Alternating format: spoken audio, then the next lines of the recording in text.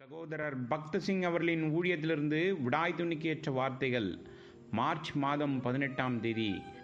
பேதுருவும் யோவானும் பேசுகிற தைரியத்தை அவர்கள் கண்டு அவர்கள் படிப்பறியாதவர்கள் என்றும் பேதமை உள்ளவர்கள் என்றும் அறிந்தபடியினால் ஆச்சரியப்பட்டு அவர்கள் இயேசுடனே கூட இருந்தவர்கள் என்றும் அறிந்து கொண்டார்கள்.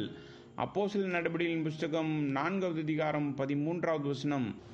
ஆட்டுக்குட்டியானவரின் இரத்தத்தால் கழுவப்பட்டவர்கள் கரைதிரை அற்றவர்களாக பரலோகத்தில் உள்ள தேவதூதர்கள் கூட எந்த ஒரு குறையும் சொல்ல முடியாத நிலையிலே காணப்படுகிறார்கள். என்ன ஒரு அற்புதமான ரட்சிப்பு, என்ன ஒரு அற்புதமான இரட்சகர்! நீங்கள் உண்மையிலேயே கர்த்தராகிய இயேசு கிறிஸ்துவை உங்கள் தனிப்பட்ட இரட்சகராக ஏற்றுக்கொண்டிருந்தால் தேவனுடைய ஆவி உங்களை என்றென்றும் அவருடையவராக மாற்றி தெய்வீக சுபாவத்தை உங்களுக்கு கொடுக்கும். தேவனுடைய கிருபை மட்டுமே இதை செய்கிறது, எந்த மனிதனும் அல்ல. இனி நீங்கள் எங்கு சென்றாலும் கர்த்தருடைய மகிமையில் பிரகாசிப்பீர்கள். ஒரு முறை ஒரு மனிதன் ரோஜா புதரின் அடியில் இருந்த ஒரு களிமண் துண்டை எடுத்து ரோஜாவின் நறுமணம் அதன் மீது இருந்ததால் அது மிகவும் இனிமையானதாக இருப்பதாக கண்டான்.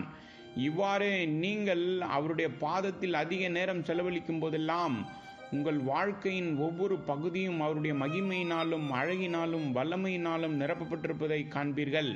இது பூமியில் நமது பரலோக அழைப்பாகும். இப்பூமியில் நீங்கள் எந்த தொழில் செய்தாலும் அவருடைய பரிசுத்தத்தின் நறுமணம் உங்கள் மீது காணப்படும். மேலும் கர்த்தர் நம்மை தொடர்ந்து வழிநடத்துவதாக வாக்களித்திருக்கிறார். ஏசியா தீர்க்கதரிசியின் புஸ்தகம் 58வது அதிகாரம் 11வது வசனம். இந்த ஏற்பாடு ஒவ்வொரு விசுவாசிக்கும் ஆனதாகும். பழைய ஏற்பாட்டில் பிரதான ஆசாரியனால் மட்டுமே தேவனுடைய மனதை அறிய முடிந்தது. ஆனால் இப்போது ஒவ்வொரு விசுவாசியும் அவருடைய சித்தத்தை அறிந்து கொள்ளும் பாக்கியத்தை பெற்றிருக்கிறார்கள்.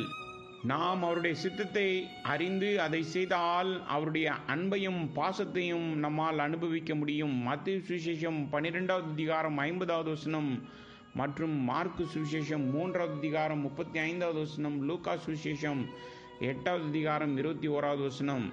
ஒவ்வொரு தனிப்பட்ட குடும்பம் அல்லது சபைகளில் தேவனுடைய சித்தத்தை நீங்கள் அறிந்து கொள்வதற்காக தேவனுடைய மனதை உங்களுக்கு வெளிப்படுத்த அவர் முன் வருகிறார். இப்படியாக அவருடைய நறுமணம் உங்கள் வழியாக பாய்ந்தோடும்.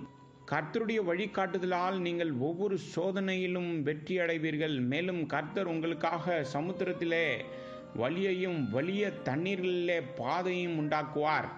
ஏசியா தீர்க்கதரிசியின் புஸ்தகம் 43வது அதிகாரம் 16வது வசனம். அவருடைய வழிகாட்டுதல் உங்களை எந்த இருளிலும் அல்லது எந்த பள்ளத்தாக்கிலும் கொண்டு போகாது. மேலும் அவருடைய அன்பான மற்றும் திறமையான கைகளால் அவர் நம்மை வழிநடத்துவார். சாத்தானின் எதிர்ப்பை நீங்கள் அறியாவிட்டாலும் இருள் சூழப்பட்டிருந்தாலும் அவருடைய வழிகாட்டுதலால் நீங்கள் அவருடைய சத்தத்தை கேட்பீர்கள். பயப்படாதே, வழி இதுவே, இதிலே நடவுங்கள். இது உங்கள் தினசரி மற்றும் ஜெப அனுபவமாக கூட இருக்கலாம்.